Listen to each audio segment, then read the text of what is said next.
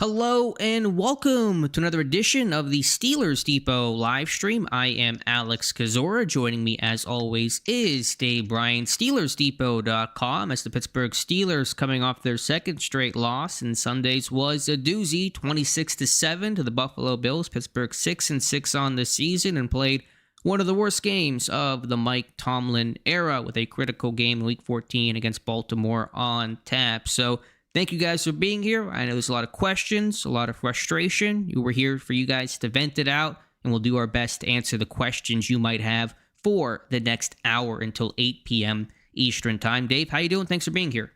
I'm doing. Went back and watched a little bit of footage of 1975 when some cat named O.J. Simpson rushed 28 times for 227 yards, including an 88-yard TD run as the Bills defeated the Steelers 30-21 at Three Rivers Stadium in Pittsburgh. There, so that's how bad that performance was, especially on the defensive side of football against the Bills on Sunday night. And obviously been trying to keep up with the social media machines today, and all the talk about Mike Tomlin and former NFL players, current NFL players, all these talking heads and all talking about Mike Tomlin and his potential future, and just how bad that game was that the Steelers played on Sunday against the Bills. It's like clockwork. Every December or so, we're talking about Tomlin's future for the last 3 seasons. Will he stay? Will he go? What is the future of Mike Tomlin? And that cycle certainly has begun in full force after the Fire Tomlin chants raining down from Acrisure Stadium yesterday. So if you guys could like this video, subscribe to the channel, check out the site, SteelersDepot.com, the one you see on screen. Would really appreciate that. Tomlin will speak to the media tomorrow. We'll try to answer as many questions as possible. Looks pretty busy tonight, so thank you guys for being here. If you want a guarantee of your question being asked and answered by Dave and myself, you can send us a super chat, and you will move to the front of the line, and we promise we'll answer your question. There was a super chat that came in on the last one 2 Mondays ago, Dave, that was I think right after we were done recording, so I want to thank the person for that. I did answer it in the chat. We didn't get a chance to get it live because we just wrapped up the stream, but just want to acknowledge that. So we'll start here with our friend Mike Adesso, who says, "Hey, diddle, it's 4th and 2. Let's run Gainwell up the middle. I used to be an RD defender, but it's getting really hard to these days. Does he come back next year? Austin is gone." No. So, Dave, your thoughts on the statuses of Arthur Smith and Terrell Austin? I think Austin's gone. I think the only conversation is how much worse does it need to get before maybe Austin's gone before the end of this season. So I know we kind of hit on that subject during the podcast today. It's Mike Tomlin's side of the football there, and what do you really accomplish? I guess. I mean, you could have Mike Tomlin take full control of everything and of the defense moving forward. And there's always the constant talk of how much does Mike Tomlin actually call during a game versus Terrell Austin and all like that. But it really does feel like this is it for Austin. Now, as far as Arthur Smith goes, this is year 2, and don't they normally sign those guys to three-year deals? So assuming that it is a 3-year deal, and it's so hard to find out information about the contracts of coaches and coordinators and all like that. But unless Tomlin's out, I would be a bit shocked. Look, I think they should. I think a lot of people on both sides of the football on the staff need to be gone. And I've even entertained the thought too, if now could potentially be the best time for a split with Tomlin as well too. If there was ever possibly a good time, for a complete reset with an organization, this offseason could very well be it. And look, you got 5 games left in the season. We all know how tough this Ravens game is going to be. Derrick Henry only touched the ball like 11 times in that game against the Bengals. He's going to be raring to go, though. The Ravens have a couple of extra days to prepare for the Steelers because they played on Thanksgiving. I'm already envisioning what that game is in Baltimore is going to look like. And if that goes the way I think it might go in my head, then you had the Miami Dolphins, who, by the way, have won 3 straight and are likely going to be winners of 4 straight because they play the Jets this coming a week. You have the Miami Dolphins up, and what at one time probably looked in a lot of our own heads as that kind of being a game circled for the Steelers to win on Monday Night Football, because after all, the Steelers never lose at home on Monday Night Football, right? 1991, I think, was the last time that happened. I think you have to entertain thoughts that they could potentially lose that one. And then, what's next? You got the Detroit Lions on the road, and no team's going to out physical or out try Dan Campbell team, right? So there's your next 3 right there. And then, Cleveland, they got a pretty dadgum good defense there, and who knows what rabbit Shadur Sanders might pull out of his hat in a game against the Steelers defense. And they got a young running back in Judkins who can run the football there. And then, you end the season against the Baltimore Ravens at home in Pittsburgh in a game that, who knows, by that point might not mean a damn thing to the Steelers. So I'm as frustrated as everybody in this chat and most of the fan base at this point. And it would not look. Pat Meyer needs to be gone. I think Eddie, the running back Faulkner, his time might be up. I think James Daniel, tight end. Yeah, you can make arguments that you could turn over the whole staff and not bat an eye, right? So just sit here and watch things play out. But I think Austin's gone, and I think some conversation should be had about Arthur Smith as well, because this offense, and look, there's a lot involved in it, and you obviously don't have a lot of the key playmakers on that side of football, and you're trying to couple that with a developing offensive line and a 40-something-year-old quarterback. Just the offense just is not appetizing to watch at all. So I know I crammed a lot in there, and I just took up 8 minutes of the live stream here. But I'm as not upset, but just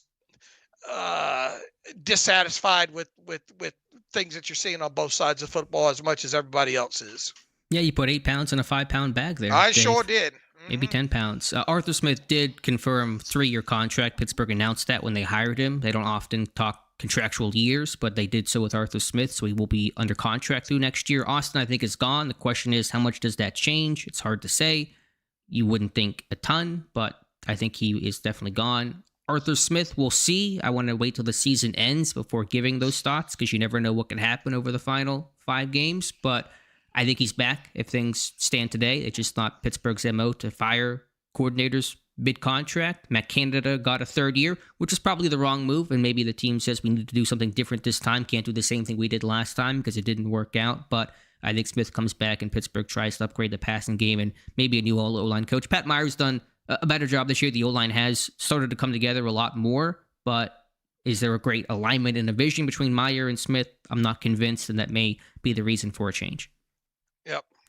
$5 super chat from Jason Morgan says, hey guys, what specific changes do you guys want to see going forward the rest of the season with this team? Want to answer that in a second, but want to shout out a lot of the people here in the chat. May not get to every name, but we appreciate everybody listening. Be sure to like the video. We got John Pennington, our friend who's always in these chats. We got Mr. Buddy. We got Jeremy Nelson. We got Ethan, Denzel, Bryan, Capo V, Daniel Barry's always in these chats. Cincy. We got of course, Mike Adesso, Volume Turned Down 9600, Matt Boatwright, Robert, Aggie, just a ton of people here in the chat. TMILZZ, Mr. Gonk, Jason. I'm trying to get to everybody that I can here. AB, YEW with a bunch of letters there. Just wondering. Some of you people have names like Steelers players. Tough for me to pronounce, like Chikwamo Corfor. Took me like 8 weeks to finally learn how to say that. Some of you got usernames in here like that. Yeah, go back and listen to my. They were just off the top of my head ramblings, but yeah, look, I know these are vent sessions and all like that. I know we're coming off of an extremely poor game and all, but it's real easy to understand why you have people booing Renegade and fire Mike Tomlin chants at this point right now. I mean, when is the last time that collectively we've seen as bad a performance that bad on both sides of the football? I mean, I know people say, well, just the prior week to the against the Bears, but I mean, this was bad on both sides of the Well, football. I think the issue is you're remembering them a lot more frequently because they are happening more often. I would say the Chargers game this year was maybe not this bad, but pretty bad. The offense was horrendous in that game. The defense not significantly better. Go back to last year, the end of the season, the Chiefs Christmas Day game. Man, what a miserable Christmas that was for everyone who partook in watching that, us included. The 2023 season, the season opener to San Francisco, the Texans game was horrible. They get blown out by CJ Stroud and D'Amico Ryans in their rookie years. So I think these things are happening more and more often, which might be the biggest indictment. These are no longer one-offs and just the random stray dud of a performance. They become consistent and frankly often expected. Yeah, and I mean, look at the defensive side of football too, and just all the quote unquote talent in former first round draft picks. And, you go back to Mike Tomlin talking about how this could, I was pretty excited about this defense going into the season. I still, had my reservations about the defensive line. I think that was one of the things that I said going into the season here. I like everything, but kind of worried about maybe a little bit about that defensive line there.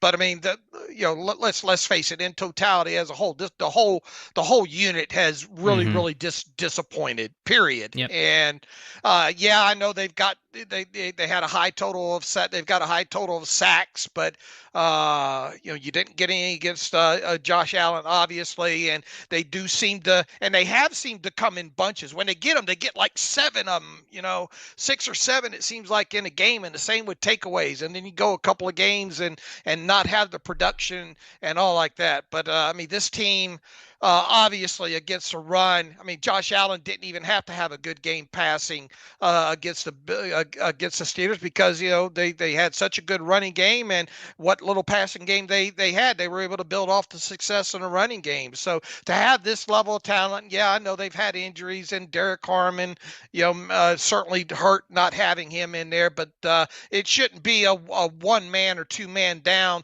The whole thing collapses. Right. Especially when it's your first-round rookie, not T.J. Watt or Cam Hayward, right, some sort of real pillar. Now, Harmon's played good run defense, but I agree. Right. So, go ahead. In terms of changes, I think this team has no idea how to fix this in season with how the wheels coming off this team. I don't know where to begin with it, frankly. I mean, you get back to basics and fundamentals, obviously. In terms of the changes that you may make personnel-wise, Pat Freiermuth has to play more than Jonnu Smith. He can't keep trailing in snap count. It's just week after week. Jonnu Smith is offering nothing to this offense. It's just not working between Rodgers and him. Rodgers did miss him wide open one time in this game, but then Smith goes back and misses a check for a would-be touchdown. So that's one obvious change I would make off the rip. Beyond that, it's hard to figure out how to solve these problems. They feel so popcorn. When one thing gets fixed, something else comes up. 1 week it's scheme, 1 week it's personnel, 1 week it's technique, 1 week it's tackling. Man, it's like whack-a-mole. It's like a hole in a ship. You try to plug one, another one comes up, and you just can't keep up with it all. Well, look, nothing from the outside is going to help fix this at this point, right? In my opinion. So the things that and not saying that my suggestions are going to matter to a damn bit of good, but the things that I rolled through my head earlier this afternoon, I just pointed this out on Twitter a little while ago too, talking about Freiermuth here. Jonnu Smith has outsnapped Pat Freiermuth by 69. And that's not nice. 69 snaps so far this season. Freiermuth played 15 snaps in this game against, 9 19 snaps in this game against the Bills, had 0 targets. This is the second time this season that he has received 0 targets in the game. The Vikings game in week 4 in Dublin, Ireland, he played 15 snaps, had 0 targets here. The fact that Jonnu Smith is out snapped Freiermuth by, and 69 snaps, it might not seem a lot. That's like 2 full games of offensive plays for the Steelers. Sure. the amount of snaps that they're running on offense. So if you look at it that way, he's basically played 2 more full games in Freiermuth based on basically how many snaps the offense holds the ball. So I'd seriously consider just not giving Jonnu Smith a helmet, because he doesn't help you on special teams either. If you're that hard up for a body for the tight end position to go along with, why not bring up who's the tight end practice squad right now? Sokol. Sokol. At least he probably would give you a better blocking effort that way, and could probably help out on special teams. Elevate Sokol if you needed, the extra body for special teams, and another run blocker for the case that you might get into 13 personnel. But I would dump 13 personnel too, unless you're in short yardage situation, and I would only use a big body out there. And we were already seeing the jumbo package with Spencer Anderson, right. So you could run your 13 with Spencer Anderson on the field. I would get away really from anything that required Jonnu Smith to be on the field, quite honestly. So that means running mostly 12 personnel with 2 tight ends in Freiermuth and Darnell Washington, obviously. If you have to go 13 personnel, just bring in Spencer Anderson, because you should still run those jumbo looks with him, and then maybe run a little bit more 11 personnel, and then rotate in Freiermuth and Darnell as part of that on occasion. But you hate to take Darnell off the field, because if you're going to run out of 11 personnel, who's the one tight end that you want on the field? It's Darnell Washington there. Other changes, we see what this team thinks of Darius Slay now, right? Healthy scratch, inactive against the Bills. Why not just go ahead and waive him at this point, and then hope somebody claims him off waivers, so they have to pick up the rest of that contract there. And if nobody claims him, well, so be it there. I would go ahead and waive Darius Slay. I would go ahead and put Asante Samuel Jr. on the 53-man roster. And then I would go ahead and waive Scotty Miller. He'll clear waivers, can come back to you on the practice squad if you so desire. And I'd go ahead and get MVS on the 53-man roster and get him involved in 8, 9, 10 snaps of offense moving forward as well too. So off the top of my head, those are some changes that I would put into effect right away. And that leads us into a super chat. We got a bunch of them to catch up on, so I appreciate everybody sending them in. I promise we'll get to them in short order. But Jacob Base 868 $5 super chat says, "Happy doom and gloom Monday, fellas. Do we expect MVS to ever get called up? Seems like trying literally anything is worth it at this point. Tough to disagree, even knowing that MVS is not going to play a ton of snaps, and the value of a number 3, number 4 receiver in an Arthur Smith offense for a team that just cannot get anything vertical, has not had a 20 air yard completion since, I think, October, at some point in October, which is insane. You got to get the vertical field stretcher, somebody that may help soften up the run game too, some sort of threat with a resume of downfield plays throughout his career. So yeah, I don't know if he's still getting the playbook down and stuff like that. Obviously, playing with Rodgers, there's a history there that should increase chemistry when you're seeing guys that aren't running the right routes and guys not on the same page. Why not elevate somebody that has a real good background with Rodgers, like Valdez-Scantling, that can try to get some chemistry and some juice and some trust back into this offense and this passing game? Yeah, look, and like I said, you're only talking about, and this assumes they can get to maybe 50 plays in a game, but surely you can figure out a way to get MVS on the field for 10 or 12 plays. And surely he ought to be up on the playbook or things that he could be utilized in at that point. Look, you need somebody that you could throw a 50-50 ball up on and maybe think that you actually have a 50-50 Yeah. chance of coming down with it. And as I said on the podcast this morning, Calvin Austin's not that dude. I mean, we have seen him earlier in the season make a catch on the sideline, but I mean, realistically, that's not what he's good at, right? So, and Roman Wilson's a little bit undersized as well too on it. I mean, I would there at this point there's no excuse to turn over every stone, and you're not missing anything with Scotty Miller. I mean, Scotty Miller was a healthy scratch this past week. If you waived him, you could get him back to the practice squad, and should somebody get dinged during the week or whatnot, you could go through the elevations with him the rest of the way as well. But I would definitely get MVS on this 53-man roster and dressing for games and try to work him in 8, 9, 10, 12 plays on offense. I'd probably dress MVS and make Johnny Smith inactive for this game and kind of commit to some more 11 personnel just to make the roster spots and the game day roster work. So we'll see. We'll see if Tomlin is asked about that tomorrow. If he is, I'm sure he'll give the boilerplate in consideration. He's working. We'll see. Pierre Miller, realtor, with a bunch of letters and numbers there, 9,300, $20 super chat. Thank you so much, Pierre. He says, Thank you, Pierre.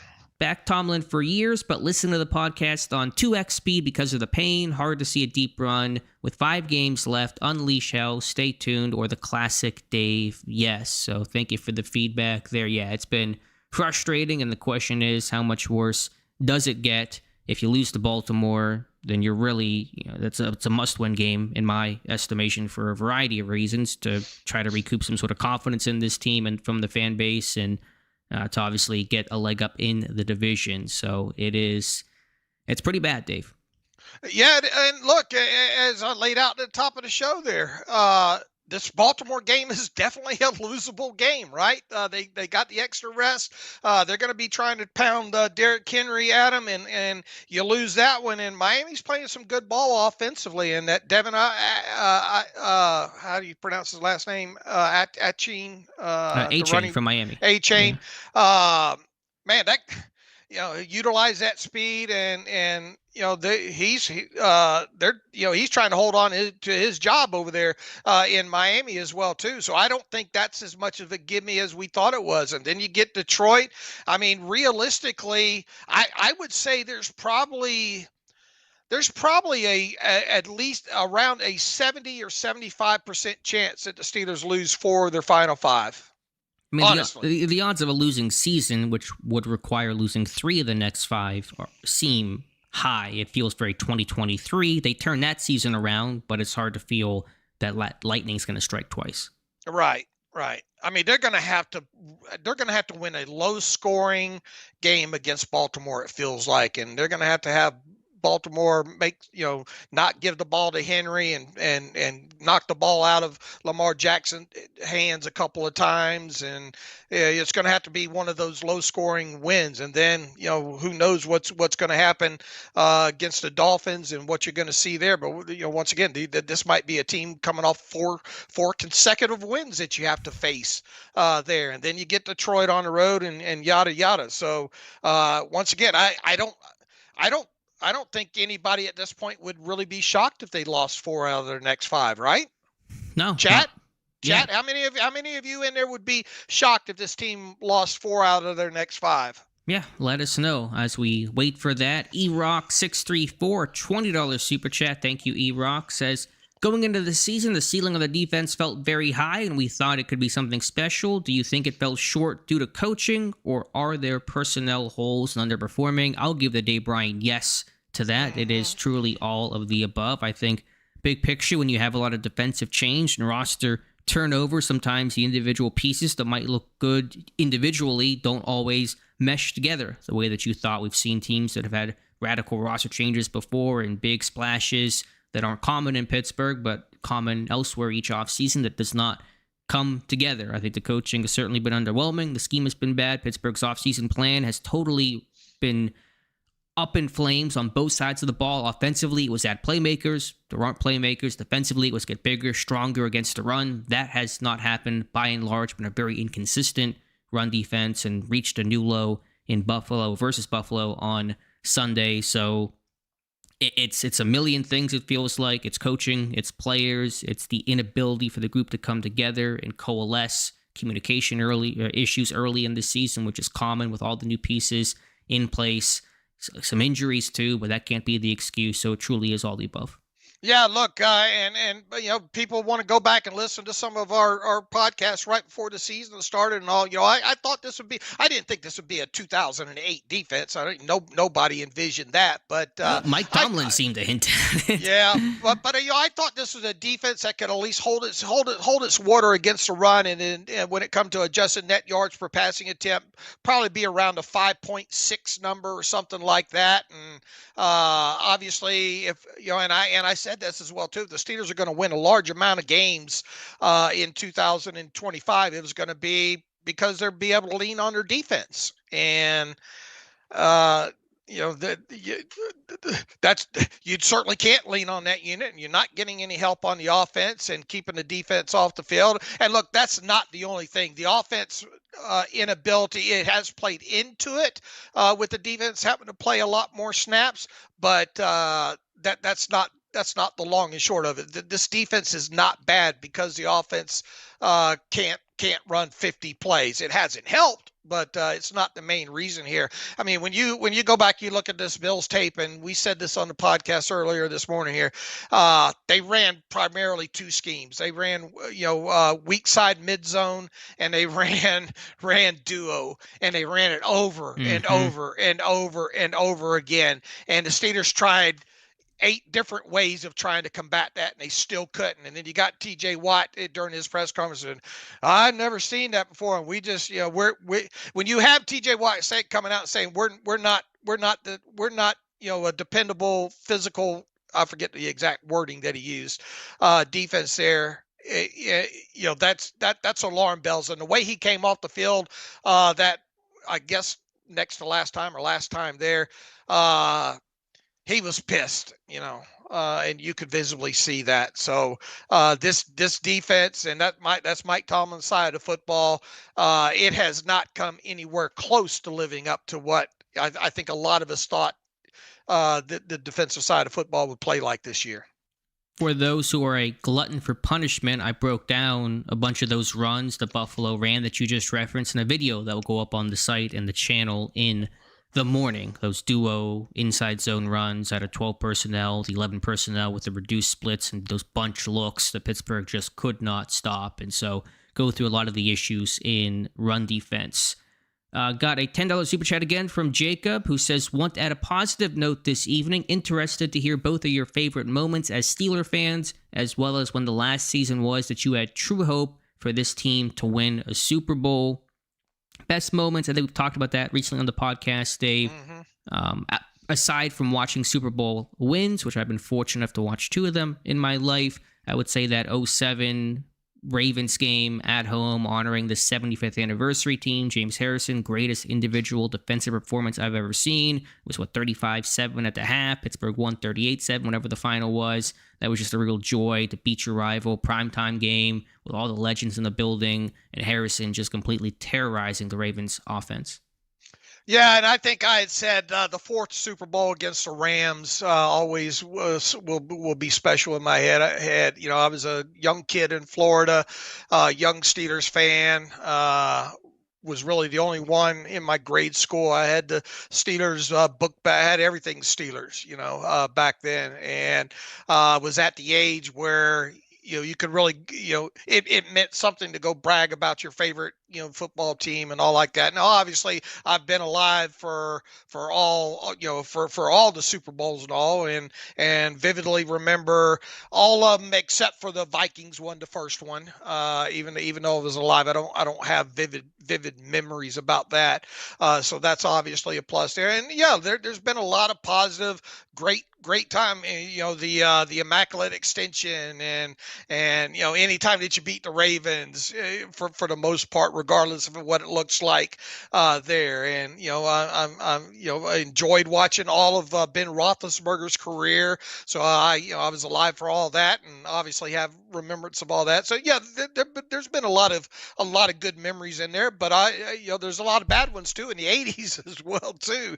That I remember watching there. So yeah, I guess that answers it. And then last true hope for a Super Bowl. It feels so long ago. I'm not sure when you had that undefeated run in 2020. I don't know if that felt like this is the Super Bowl winning team.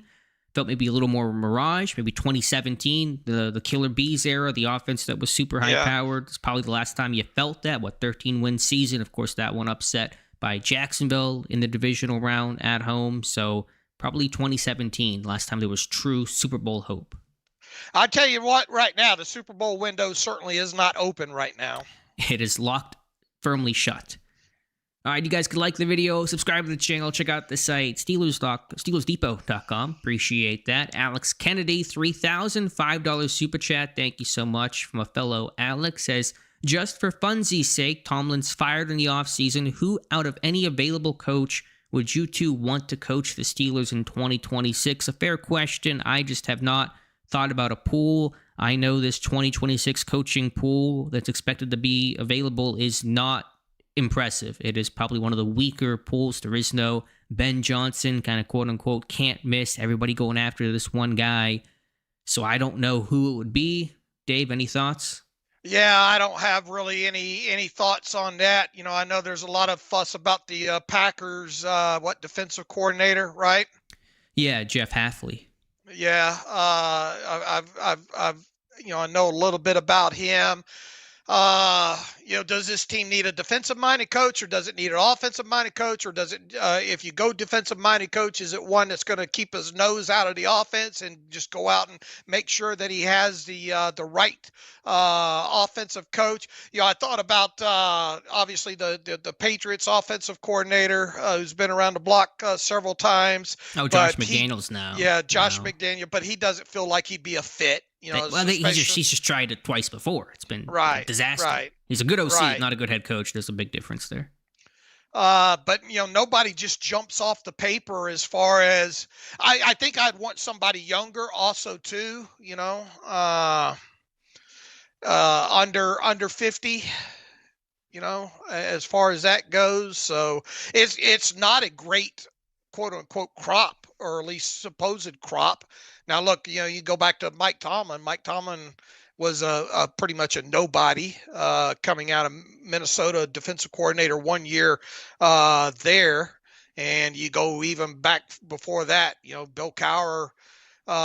He was kind of an up and comer, I guess, at a time. But I'm trying to remember back how in demand even he was back then. He had gotten some looks. I think he was close to the Browns job before Pittsburgh ended up offering him, I think, a year later is the story on that. Again, I don't want to get too in the weeds of this. If there is a change, we will have lots of time to talk about that. Obviously, if Pittsburgh stays in their cycle of young defensive-minded coaches, which has been the case with Chuck Noll, Bill Cowher, and Mike Tomlin, you would think maybe Hafley from Green Bay, Jesse Minter from the Chargers. That's another one. That's another one. Yeah, that's another one there. I've thought a little bit about Jim Leonard out there in Denver, their pass game coordinator, but I don't know if he's done enough in terms of being a coordinator and kind of some of the upper roles, managerial-wise, to go from that to head coach. I'm not endorsing this, but just one thought, because I don't think this guy would take any other job, but maybe an NFL one and a prestigious NFL job. This is a radical idea. Again, I'm not endorsing it. I'm just saying it out loud. What about Marcus Freeman, the head coach at Notre Dame? I think he would jump at the chance to go to the Pittsburgh Steelers. He wouldn't take any other college job in college football. NFL job would probably be pretty selective about it. Would you hire Marcus Freeman? That could be a candidate. I could see that potentially as a not curveball name, but different name to throw in the mix. Yeah, younger guy, real level-headed as well too. A type guy that any interview that you see him in, he's not one way or he's not too hot, too cold, or anything like that. He would potentially be on the list if you went college coaches. And I saw Mike Adesso, so I didn't steal it from you, but great minds thinking alike there. So yeah, I'm with you on the idea. Again, I'm not saying that that's my guy. I'm just giving some names, and we'll see if that even becomes a relevant topic. But again, it's not regarded a great year for the head coaching pool. All right, trying to go back up to the early chat. We'll try to go through as many questions as possible. So we'll try to kind of more rapid fire through. John Pennington, hello, Dave and Alex. Wow, is it time for the organization to panic in the direction this team failing? And what coaches should be fired immediately after the season ends? Is the standard dead in Pittsburgh under Tomlin and Mr. Rooney? Just asking. Yeah, it feels like the standard is a meaningless phrase right now. The results are what matters in terms of the coaches that should be fired. Again, I'll let the season kind of play itself out. I would expect a good amount of coaching turnover. They did it 2 years ago. They didn't do it last year. It was more personnel-based. I think you're going to see that this year. Austin likely gone. Could Carl Dunbar, the D-line coach, the longtime coach, could he be out the door? We'll see about that. Could there be some one-and-dones? It's not often that happens in Pittsburgh, but Scott McCurley didn't love the hire initially. I could see a one-and-done situation there, and we'll kind of take it from there, Dave. Yeah, and we and it kind of piggybacks on us rolling through it earlier in the podcast. So I don't want to, or in this live stream here. So I don't want to rehash a lot of that. But yeah, look, here's the thing. Even looking past these next 5 games here, what is there really to get excited about when you look at moving forward with this organization from 2025? What's several things that you can look as a positive? And really, the only thing that I could come up, because I was thinking about this earlier today, is just that you've got a young nucleus of a offensive line really to work with that still could be molded, that could still improve and be sort of the centerpiece of your team moving forward there. Outside of that, TJ Watt's getting older. Cam Hayward obviously getting older. What's going to stay and what's going to go on a defensive side of football. You get into the whole Aaron. Personally, I hope this is it for Aaron Rodgers. You still need, another couple of wide receivers on this team. Johnny Smith's probably going to be gone. No, I get your point. The positives are a few. Yeah. The O-line, I think there's 2 main things: the offensive line, the nucleus there, and the dozen or so draft picks you'll have in 2026. It'll probably be pretty high end, maybe some 3rd-round comp picks, some 4th-round comp picks. It may not be as sterling as we initially hoped and thought with Fields and Russ benched and all that kind of stuff, but you're still going to have a good haul overall to infuse some talent and some youth into this team. So those are kind of the 2 things you do get excited about. All right, and let's assume Mike Tomlin stays, but they dump most of the coaching staff. Is that enough, along with whatever they get in the draft haul, to get anyone really excited about a potential playoff win?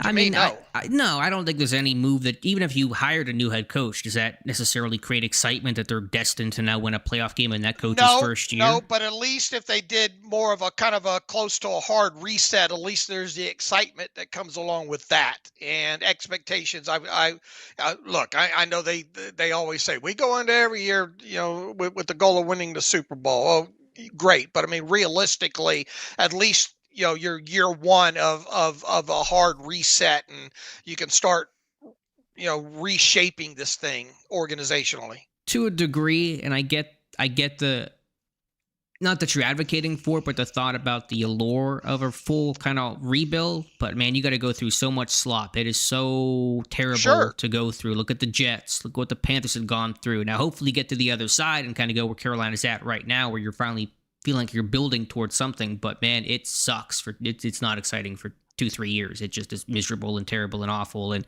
that would be what step 1 is if you go full reset, rebuild.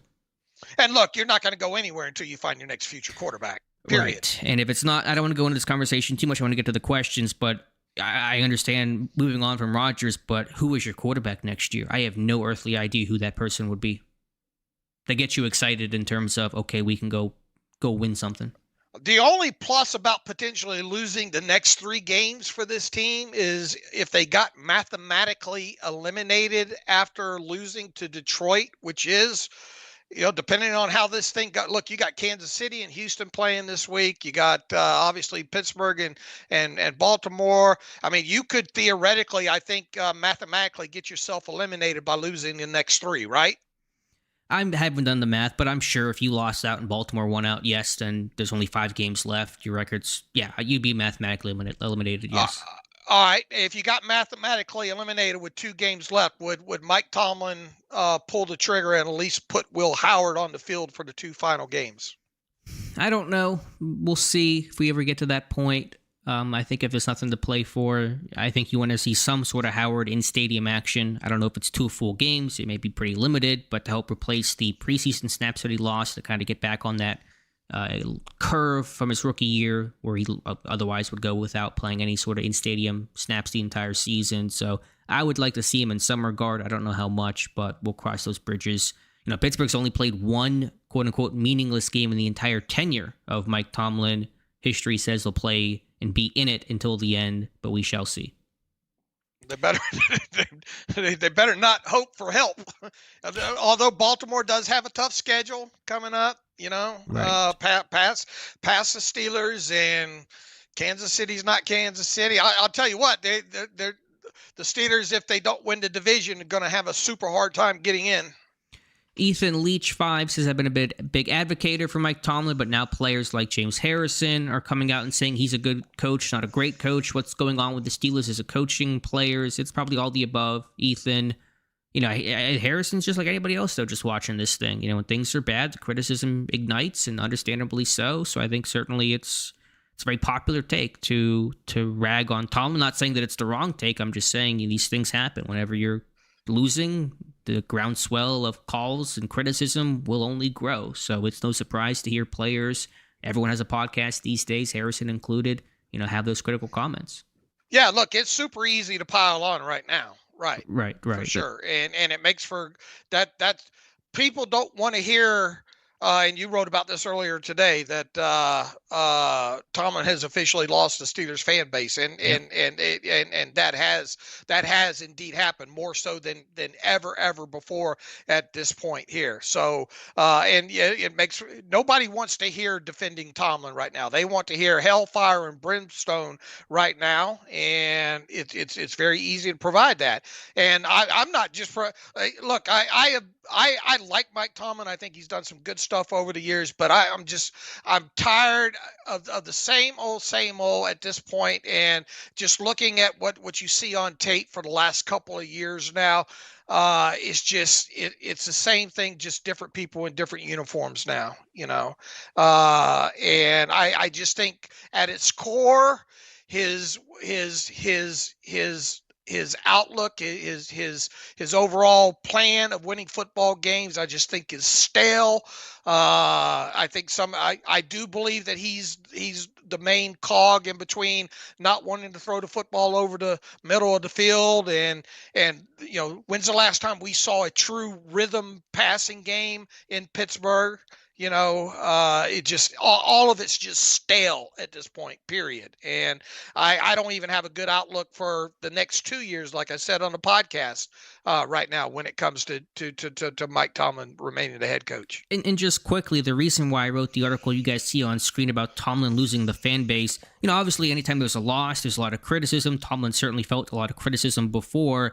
But I wrote that because I don't think he can get it back, barring some sort of miracle playoff run. Even if Pittsburgh beats Baltimore, and even if it beats them pretty convincingly next week, I think you're going to hear this fan base still tune out Tomlin and say, we've seen this before. They get one win, and then the rug's going to get pulled out from underneath. They're going to go lose some game. They're going to play poorly again. They're too inconsistent. So I wrote that because I think this is a time where this trust and belief in Tomlin has been withering away, but I think it's gone, and I don't see it coming back.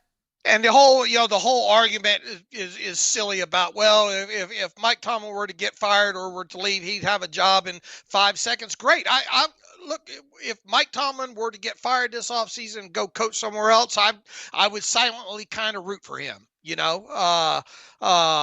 just to because I'm used to him over all these years and all like that. But I'm not making a move just because of the sheer fact that I don't want to sit and watch Tomlin go somewhere else and win or anything like that. Sure. I'm making it because of what I believe is best for this organization going forward. Look, I mean, 18 seasons is a hell of a long time, and I'll soothe some of you here. We are a lot closer to the end of Mike Tomlin's career than we are than the beginning of it. At some point, everything comes to an end, and I've drilled this into Alex over the years to just whether it be anything in life, everything has a beginning and everything has an end, whether it be living and dying and all like that, or just, organization things as trivial as tenure as a head coach in the National Football League, so at some point this is going to come to an end, whether it be his own want or the organizational want. So we are a lot closer to that than we were 4 years ago, 3 years ago, whatever, So the end of Mike Tomlin's tenure in Pittsburgh is close, period. The question is, how close, and is it now? And we'll find out in about a month or so if the season ends, if there is no playoff run. The last game is early January, and you get your decision probably pretty quickly after that. Let's go rapid. Real quick, because of the CBA and the cash spending requirements and all like that, you knew that the Steelers were going to have to make this year one of their higher spending of the 3-year cycle and all like that. And I estimated them coming in, I think, somewhere at like $290 million. And even I thought at the time, I wonder if I'm a little high there. They are spending over $300 million in cash on this team this year. And Art Rooney II is going to be none too pleased, especially the things that he said last year or back in January about playoff wins and all like that. He's not going to be overly pleased to spend over $300 million on a team and then not be in the playoffs, period. Yeah, look at the product you're paying $300 million for. It is ugly. Let's go rapid fire as quickly as we can through the next set of questions here, Dave. I want to get to as many people as possible. Denzel Atkinson says, who has the final say, Tomlin or the Rooneys? The Rooneys do have final say. What the Rooneys say goes, and they kind of set the stage for off-season goals and missions that the coaching staff and Tomlin and Omar Khan, Andy White will have to go execute. Look, how crazy would this thing be if this team doesn't make the playoffs? Let's say this team loses either 4 or all 5 of the remaining games this season, and you had all this excitement about the draft coming to Pittsburgh and all like that into 2026, and then you get a bunch of yinzers that are just angry because Mike Tomlin has not been fired. And you get this chant on national TV of fire Tomlin. How probable is something like that? Could it happen? Yeah, I don't know. I think things will have calmed down by then, April, with the season being over. But we'll see how loud it gets. I think the rest of the season, if these losses continue to stack, I think Week 18 against Baltimore at home could be interesting. So we'll see how loud it gets. It's going to get louder. The question is just how much. See, Bryan was talking about candidates to replace Tomlin. Kind of went over that earlier. I know that question was asked a while ago. Capo V says, beautiful rendition of Gloom, Despair, and Agony by Dave on today's podcast. So good pipes on you, Dave. All right. Let's see, what else do we have here in questions? Matt Boatwright says, best Steelers podcast ever. This podcast alone is the best part of the Steelers for me over the past many years. I hope they can figure something out, SMH. Thank you so much, Matt. Appreciate the support, and I'm with you. Hopefully something can get figured out. I don't know if it'll be this year. Do Yins know the status of Cam Johnston? Waitman is, again, wilting in the cold. This is a problem that needs addressed. Johnston got hurt in Buffalo. I think he's on IR, I believe. But I do wonder... Didn't they waive him or something? They may have. Let me look. I don't know his status, but you do wonder if this team will bring in some punters tomorrow. I wonder if some of these guys on IR could get their windows open too. Could Isaiah Loudermilk try to come back and offer D-line help? I know it's a sad state of affairs when Loudermilk is the guy you're talking about. Can he come back and help? But I do wonder if that ankle injury that he sprained very early in the season, I think back in week 2, has healed, and if he can come back this year, but I just don't know for sure. Yeah, on November 12th, the Bills waived Cameron Johnston from their reserve injured list. Okay, so if he's healthy, then he would be available, but I don't know exactly his status. Brian O'Keefe Abel says, I'd like to point out that since the Steelers have been aggressive in signing, quote, big name players and been aggressive in free agency, this thing has gone in the wrong direction. We have to draft better. That's fair. I mean, I think there's certainly value when you add some of these big names and the pieces don't fit together the way that you thought that they would. You know, Pittsburgh, I think, still feeling a bit of that end of the Colbert era draft picks, but there have been some good draft picks. The 23 class, I think, still looks pretty good overall. You talk about Joey Porter Jr., Broderick Jones has gotten better, Darnell Washington, Keanu Benton, Nick Herbig. You can debate about how good some of these guys are, but there's no bust there. There's no obvious miss or whiff. And so you've had some good nucleus. The offensive line that you invested in has started to grow and get better. Zach Frazier and Fautanu and Mason McCormick. So agreed, there's been some missed draft picks and the skill guys can get better, obviously. But, you know, you have drafted okay, I think, in the Con era. Yeah, and I'll address the free agency spending aspect there. Let's be real though. How they've made a couple of trades that was more out of character. The DK Metcalf and then turning around and signing him to the contract, and then obviously the trading of Minka for Ramsey and Jonnu Smith was notable. But in all actuality, how all in technically have they really been in free agency? Well, I think he's lumping the trades into the free agency, the offseason. They've been certainly more aggressive in those regards than I think they have ever been before. In part because, like you said, they must spend the money and they had the money to spend. Right. Let's see. Cincy AV8R, what is the chance we keep Gainwell for next year? A real bright spot? I think pretty decent. They're going to re-sign and bring him back. They like him in the pass game and having those 2 third down backs and Warren and Gainwell. So we'll see. I think there'll be outside interest in Kenneth Gainwell because he's had a good year and other teams will certainly be looking to sign him as well. Relatively young back, but I think Pittsburgh will certainly look to bring him back. I think they'll try. Yeah. He's if not for that catch against the Bills, I mean, does this team even have an offensive touchdown yesterday? Yeah, that's a fair point. T-Mill77, hey guys, listening since 2019, first time catching you live. Do you think Tomlin would have lasted this long anywhere else? 4 seasons out of 18 with a playoff win. That means 78% no playoff wins. In most places, he probably would have been gone by now. The impatience and the quick hook a lot of coaches get, unless you're at kind of not I want to say ancient franchise. What's the word I want to kind of not legacy? You know, I think of the Bengals and Marvin Lewis. These are kind of stuck in their ways. Ownership. We're going to be patient and we're not going to make any big changes and kind of do things the way we've always done things. Those are kind of the franchises that might have kept him around. But I think in most situations, a coach that has not made the playoffs since 2016, hasn't won a division since 2020, would have been gone by now. Yeah, Art Rooney knows he's got a lot of people, got people in Pittsburgh by the balls, so to speak, right? You know, Pittsburgh's always a big drawer, worldwide fan base that rivals a lot of them there, and they've always kind of sat on the bumper sticker of we've only had 3 head coaches type of mantra. They know for the most part fans might not like it, but overall they'll be patient because and they've also been hanging that banner of winning seasons and riding on the coattails of that for several seasons as well too. But all of this now is finally kind of coming to a head now at this point. I think you're really starting to see, and I think you wrote it out nicely there that has officially lost the Steelers fan base, even some of those that were ardent Tomlin supporters now, and you see some of these media guys coming over to the other side now that saying it probably is about time now, so I think a lot of that's played into that.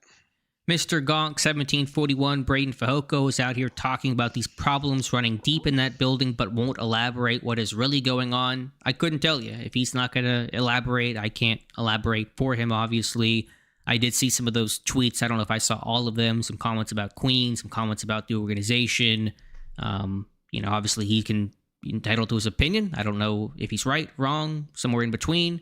But I do wish whenever these guys would say these things, they'd either not say them or just give the whole picture. Don't give us kind of a little picture, a little tease, a little bite. Oh, there's some problems. If you want to say it, hey, more power to you. Tell us what's going on. Otherwise, I think it's hard to really understand and see where he's coming from. I'm not saying he's wrong. I just would like the whole picture. He seems like he has the answers or some answers, and I don't think he's going to provide them. All right. Next question, about 5 minutes left. 2 decades of different coordinators and rosters, and nobody wants to discuss the real problem until it's too late. I'm not sure what Sir Stiz is saying is the real problem, but that's the commentary there. Isn't it crazy how he was touted as a defensive mind and DB coach, yet there has been no DB he drafted that was really worth a thing other than JPJ or maybe Big Play Willie? That's such a sad thing. Yeah, the DBs have disappointed this year. Darius Slay. I think Porter has played better than people think. Ramsey had to shift to safety. It's been kind of jumbled up more than Pittsburgh thought it would be. Yeah. And we still got some development at JPJ too, if he's going to be a top 5 cornerback in the league. Right, yeah, he's certainly not there yet. Frymouth is a ghost, bet he regrets that contract. Yeah, I wonder what's going through his head right now. He's been a great teammate and appreciate that, but man, 0 targets, 0 catches, getting outsnapped by Johnny Smith, who can't run the right routes, can't block. That hurts. Mm-hmm. What needs to happen in the final weeks for you to be optimistic for the offseason? A 180. Do a 180. Yeah, they'd have to... Yeah, run the table. You want to impress me, run the table. Why does Khan get to duck all this while Tomlin is stumped on? I think Khan can certainly own some of it too. You're going to feel that more in the offseason. I mean, the draft classes, like I said, I think have been better. The vision hasn't been necessarily wrong. But, obviously Tomlin's been around a lot longer. He's a more visible figure than the GM, who's much more behind the scenes. So it's no surprise to understand why Tomlin's getting the attention right now. Yeah, look, this is an organizational problem, right? I mean, everybody's got a hand in it. Yeah. And I mean, Khan has been in Pittsburgh longer. He's been here since, 2001? But in terms of in their current positions, Tomlin, obviously, the head coach since 2007, and Khan just a couple years ago became the GM of the Pittsburgh Steelers. So just clarifying the comment there. I don't know if I got to the super chat. I really apologize if I missed it. Hopefully you're still here. Kyle Thickums, there's a username for you. $5 super chat says, at what point is Rudolph's 2023 run considered a fluke? The Steelers did not even want him back after that run for a reason.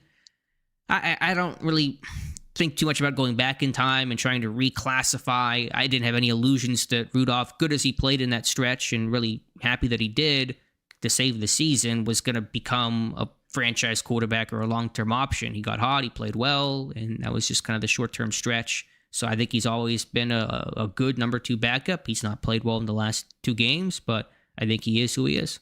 Yeah, and he's a backup. That's what he is. Right, exactly. Anything else? Couple minutes left. Trying to find any other questions. Who is really responsible for signing players? Do all the players have to be approved by Tomlin? What is the real job of GM and scouts? That's a big question to answer the last couple minutes. But yeah, I mean, Tomlin has big control over the roster. He's not the only one helping construct it, but I think he has final say basically on anything that is, who are we adding to our team? Yeah, at this point, as long as he's been around, I think he is allowed to have a heavy hand in the grocery shopping. Yeah, and I mean, obviously Rooney can step in too, but I don't think Rooney's sitting there and going through the tape and breaking down Darius Slay. So there's a lot of deference there. But Rooney has final say on coaching matters and does Tomlin stay or go, obviously, and the status of these guys and probably assistant coaches and obviously the general direction of the team. Rooney will chart that course each year, and the off-season interviews he'll do in January and February, combine time. You can certainly take what he says and assume Pittsburgh will be following through come the draft and free agency. Shout out these people in Brazil, Alex. Is there a new chat here? I'm trying to find where you're at. Yeah. Hey, Alex Kozora, can you send a message for Steelers fan in Brazil? Yeah. That's from Ayrton Mins. I appreciate that. Yeah, certainly a big shout out to Brazil. I mean, there's such a great Steelers fan base in Brazil. But also, I think we've both been on podcasts over there in Brazil a couple times in the past, and so love the support. Steelers Nation is the best, and it truly is, not just all over the USA, but all over the world. And so shout out to Brazil. Thank you so much for tuning in. Don't know what time it is over there, but appreciate you listening. Super chat I might have missed too from Z3 Music Official. $5 says, we've been through this dink and dunk plus the run offense for 2 OCs. when on they finally sign a receiver 2 and change the process? I don't know if Canada was no identity under Matt Canada. It was just hamstring quarterbacks, hamstring offense overall kind of made it that. We'll see. I think certainly you're going to have to look at receiver 2 this offseason. Pittsburgh needs a good route runner. They've not had a good route runner since Deontay Johnson, and Antonio Brown needs somebody who can get open, and they don't really have that guy right now. Look, just merely adding another quality receiver, you had one in George Pickens. You just didn't use him. So it goes beyond just having the right skill players. It's having the scheme to have some sort of rhythmic passing type offense, some semblance of modern. You turn on the TV any Sunday, and most games that you watch, you see a lot of these mills and daggers and real timing based offenses there. And no, it's not just the Rams that do it. I mean, you're fixing to watch the Patriots tonight do that stuff. You see, there's multiple teams. Look at what Marcus Mariota was able to do last night in that game. Pushing the football down the field. So merely adding the players is not enough. You got to have the offense and the scheme to be able to use those players. And once again, George Pickens. We all knew how talented George Pickens was. It was never a question about the talent. It was the usage of him. Yeah, no, I mean, there's a lot of layers there with Pickens. I do understand why he was traded. It was not for a lack of talent, but you see him flourish, and it doesn't make it any easier to watch him have a great year in Dallas. So we'll see. I think it's a good receiver class in the draft, is my understanding from others. I have not delved into it myself so far, and so Pittsburgh should have some options there if they so choose, and I imagine they will be choosing somebody come this year's draft. Uh-huh. Anything else here? There's a bunch of questions. I know we did not get to them all, but I wanted to hit all the super chats, so I think I got all the super chats, so apologize for being a little delayed on that. Anything else I can find here last second? I thought I saw one a second ago, but I might have missed it overall. Dave, any final thoughts?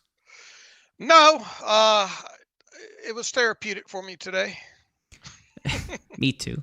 E-Rock says, I'd like a ranking on Khan's picks. I plan to do that. I've done that for Colbert the last couple of years and updated the list, even though obviously his 10 years done. There's still some of his draft picks that will move and shake. I'll probably do it on Khan either this offseason, the upcoming one, or the one after that. I want to give these guys, get a decent list, get some draft picks in, a couple classes, get these guys a couple years to be evaluated on. So I don't know when I'll be doing that, but it will be either this offseason or next offseason. We'll begin ranking the Khan picks. Also, a $2 super chat. Here's one I missed from Hip Hop Kid Q, who says, what's the chances that Tomlin is fired pre-draft? Well, any coaching change will get made in early January to begin the coaching search and join the other teams that will be searching for head coaches. You're not going to be lagging behind on that and doing that before, the Senior Bowl and Shrine Bowl and all those things. So the new coach gets hired, puts together a staff, gets settled, and you can begin the offseason anew. So any sort of coaching move will be made very shortly after the season ends. Yeah, and a lot of the chance percentage revolves around what happens in these final 5 games more so than any. I'm not going to say that it's impossible, but it just, you hear Adam Schefter come out and say, "Oh, they're not going to fire him." Not that Adam really knows, but I would obviously think the chances of them firing him are a lot lower than them keeping him. Yeah, and I think if there was a change, it would be that parting of the ways, the mutual things you talk about, the good marketing speak. I still don't think a trade is very likely. I don't want to say it's zero. It's just so rare in the modern NFL for a head coach to be traded. Head coach has agency in that trade. It's not like a player that has really no say in whether or not he gets dealt. So it's hard to see that happening, but I could see the allure if you were going, last thought, if you're going to part ways with Tomlin, I think you have to look to trade him. The question is, how do you navigate that whole process, and how do you do it in a relatively expedient order so you can get started on finding your own head coach? That's the real issue. I think whenever Herm Edwards was traded, it was pretty late in the offseason. It's just, you can't take a month to figure that stuff out. Yeah, especially with the draft and all that's going to come along with that in Pittsburgh. I mean, just so many layers to it too. You would think it would something like that would have to materialize very quickly. Yeah, like days. You have days to do something like that. And again, the head coach certainly has agency and can shut down any sort of trade momentum. And then Mike Adesso saying, let's start the Jacoby Brissett for QB1 in Pittsburgh 26 campaign. You know what? Of all the ideas, he's got the lowest interception rate in NFL history. I could see Tomlin having interest there should he be back in 2026. How about the Alec Pierce to Pittsburgh train? I've been driving that for a long time. I think his cost has only gone up this year. I don't think Pittsburgh is going to pay the money it's going to take to sign Alec Pierce. So I think my dream is dead, but I would love it. All right. All right. Say goodnight, Alex. Good night, Alex. Good night, Dave. All right, thank you guys so much for being here. Be sure to like this video, subscribe to the channel, check out the site, SteelersDepot.com, to do an archive version of this on the channel and on the site a little bit later today. Have a video dropping in the AM on Pittsburgh's terrible run defense. Do the podcast Wednesday and Friday. So really want to thank you guys for being here. Great turnout tonight. I know there's a ton of frustration. It is not a fun time right now to talk about this team. Wish it was much, much better news. But we do appreciate you guys hanging out with us. So until next time, thank you for listening, and we'll talk to you soon. Peace and love, everybody. Thank you.